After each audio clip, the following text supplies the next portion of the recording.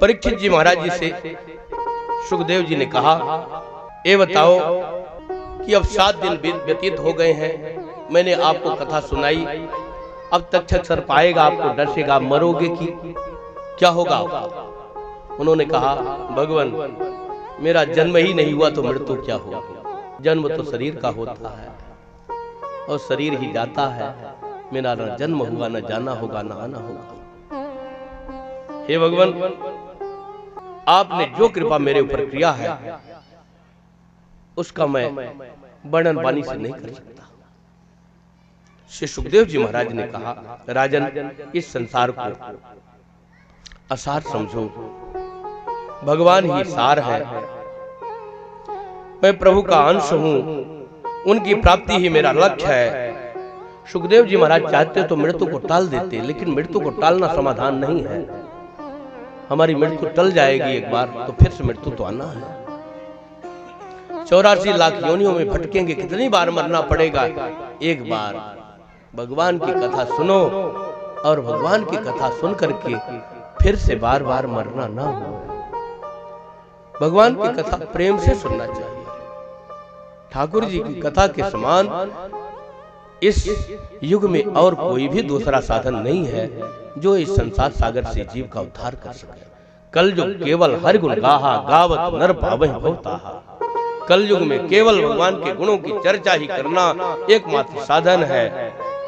भगवान के गुणों की चर्चा करने से इस संसार सागर से जीव पार हो जाता है। कलयुग समजुगान नहीं, जो नर कर विश्वास, गाय राम गुणगन विमल, नर तर बिन प्रयास। सुखदेव जी महाराज खड़े हुए, परीक्षित जी महाराज ने षोडशोपचार पूजन किया है। श्री सुखदेव जी महाराज आशीर्वाद देकर के चले गए। इधर परीक्षित जी महाराज की रखवाली किया है जन्मेजय ने, नाना प्रकार का। उनके पुत्र राजा हुए हैं, उन्होंने रखवाली किया। तक्षक सर्प आया, 7 दिन हो गए, भेष बना करके आया, बहुत अंश रूप में, छोटे रूप में आया और उनके पास पहुंच करके विशाल रूप धारण करके डस लिया। तब तक श्री परीक्षित जी महाराज ध्यान समाधि में प्रभु की लीलाओं में मगन थे और लीलाओं में मगन हुए हुए भगवान के नित्य लीला को प्राप्त कर लिए। इधर शरीर जल करके भस्म हो गया। भगवान नित्य कैंकर को श्री परीक्षित जी महाराज प्राप्त किए। जहां आशा वहां वासा, लीलाओं में मगन थे, लीला में प्रवेश कर गए। इसलिए हम लोगों को लीलाओं का चिंतन करना चाहिए। लीलाओं का चिंतन करते करते मरेंगे तो भगवान की लीला को प्राप्त कर लेंगे। कथा का चिंतन करते करते मरेंगे, भगवान के चरित्र में हम प्रवेश कर जाएंगे। और संसार का चिंतन करते करते मरेंगे, संसार को प्राप्त करेंगे। असारे संसारे विषय विष संगा कुल धिया, क्षणार्धम क्षेमार्थम पिबत सुख गाथा तुल सुधाम। किमर्थम व्यर्थम भो बजत कुप्थे कुत्सित कथय, परिचित साक्षी यश्रवण गत मुक्ति युक्ति कथने। यह संसार असार है, यह विषय विष से भी अधिक दुखदाई है। विषय तो एक शरीर को मारता है, विष तो एक शरीर को मारेगा, लेकिन विषय रूपी विष अनंत जन्मों को बर्बाद करता है। इसलिए यह भागवत ये सार है। परीक्षित जी साक्षी हैं जिन्होंने भगवान की कथा सुनी और भगवत धाम को प्राप्त किया। एक क्षण के लिए भी भगवान की कथा का, भागवत कथा का श्रवण किया जाए, वह परम कल्याणकारी होगी।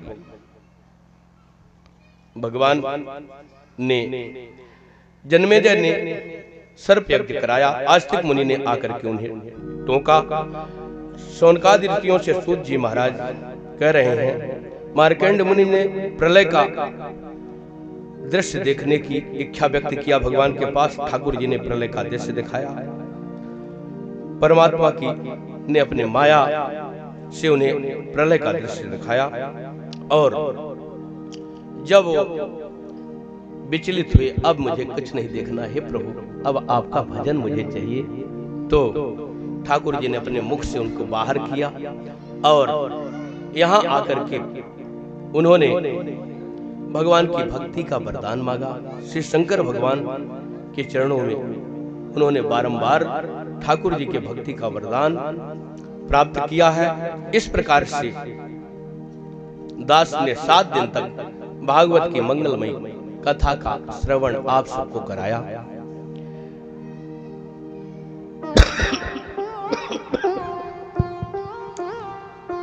प्रथम स्कंध में सुखदेव जी महाराज का चरित्र, परीक्षित जी का जन्म प्रसंग, कुंती स्तुति, भीष्म स्तुति, राजा परीक्षित जी का की सभा में सुखदेव जी का आगमन आदि का वर्णन हुआ है। द्वितीय स्कंध में ब्रह्मा जी की उत्पत्ति, चतुश्लोकी भागवत की व्याख्या। तृतीय स्कंद में विदुर मैत्रेय संवाद, कपिल देवहूति संवाद, हिरण्याक्ष का वध आदि का वर्णन। चतुर्थ स्कंद में सती जी ध्रुव चरित्र, ध्रुव जी के वंश का निरूपण। और पंचम स्कंद में प्रियव्रत चरित्र, अग्निद्र नाभि, जड़ भरत इत्यादि चरित्र, रघुगण का संवाद, नरकों का वर्णन इत्यादि ये सब सुनाया गया। छठे स्कंद में अजामिल उपाख्यान के माध्यम से भगवान नाम की महिमा का वर्णन किया गया। 7वें स्कंद में प्रहलाद जी का चरित्र, नृसिंहदेव की कृपा। 8वें स्कंद में गजेंद्र उपाख्यान, समुद्र मंथन, वामन चरित्र, मत्स्यावतार इत्यादि कथा का निरूपण हुआ। 9वें स्कंद में सूर्यवंश और चंद्रवंश का वर्णन, जिसमें रामावतार और कृष्णावतार का वर्णन हुआ। 10वें स्कंद में प्रभु श्री कृष्ण की लीलाओं का विस्तार से, गोकुल, वृंदावन, मथुरा लीला, द्वारिका लीला आदि का विस्तार से वर्णन, प्रभु की कृपा करुणा की कथा।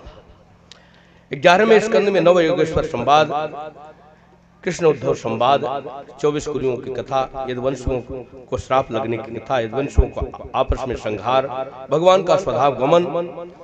इस प्रकार से 12वें स्कंद में कलयुग के दुर्गुणों का वर्णन तथा नाम महिमा का वर्णन। इसके बाद सुखदेव परीक्षित जी का अंतिम उपदेश, वहां से प्रस्थान, तक्षक सर्प के डसने से परीक्षित की मृत्यु और उनका मोक्ष, जन्मेजय का सर्प यज्ञ करना, आस्तिक मन का उपदेश करना, समझाना, मार्कंडेय ने जो माया का प्रलय देखा उसका संक्षिप्त वर्णन। इस प्रकार से भागवत का सारांश।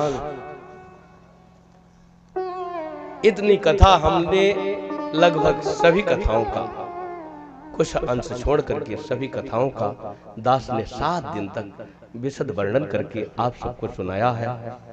यद्यपि चौरसिया जी कहे आप परेशान न होइए, 1-2 घंटे कथा सुनाओ, लेकिन हमने कहा कि भैया हमसे पाखंड नहीं आता है, हम जहाँ भी जाते हैं तो कथा पूरा सुनाते हैं, कथा ही करने के लिए आए हैं। 7 दिन तो मुझे समय देना ही है, चाहे हम लेटे पड़े रहें और चाहे 4 घंटा यहाँ आकर के बोलें, तो हम कथा सुनाएंगे।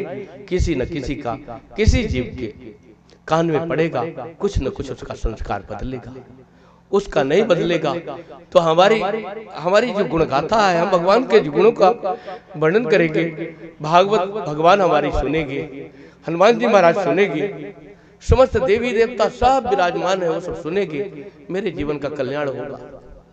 अग की राहें हरिचरित्र बखाने, भगवान के चरित्र का वर्णन करने वाला, उसके पाप पंख सूख जाते हैं, उसके पाप नष्ट हो जाते हैं।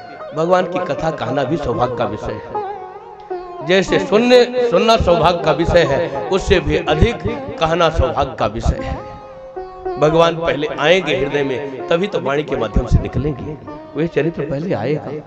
हर ही राम चरित समाये, पुलक अंग लोचन जल छाये, श्री रघुनाथ रूप आवा, परमानंद अमित सुख पावा, मगन ध्यान रस दंड जुग, वन मन बाहर कीन, रघुवर चरित महेश तो हर्षित वर्ण लीन। ठाकुर जी पहले आते हैं, तभी वाणी से प्रस्फुटित होते हैं। भगवान नहीं आएंगे तो कोई भी वक्ता कुछ कहने में समर्थ नहीं हो पाएगा। ठाकुर जी की कृपा से ही कोई कहने में और सुनने में समर्थ हो सकता है। अंत में सूत जी ने कहा, निम्नगानाम यथा गंगा, देवानाम अच्युतो यथा, वैष्णवानाम यथा शंभु, पुराणानाम मिदम तथा। बहने वालों में जैसे गंगा जी श्रेष्ठ हैं, देवताओं में अच्युत भगवान श्रेष्ठ हैं, वैसे वैष्णवों में शंकर भगवान श्रेष्ठ है। उसी प्रकार से सभी पुराणों में सर्वश्रेष्ठ भागवत महापुराण है।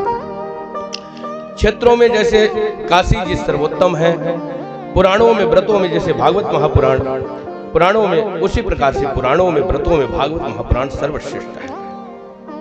इस प्रकार से जिनका नाम संकीर्तन समस्त प्रकार के पापों का विनाश करने वाला है, उन भगवान श्री कृष्ण को हम सम्मल करके प्रणाम करते हैं। आइए हम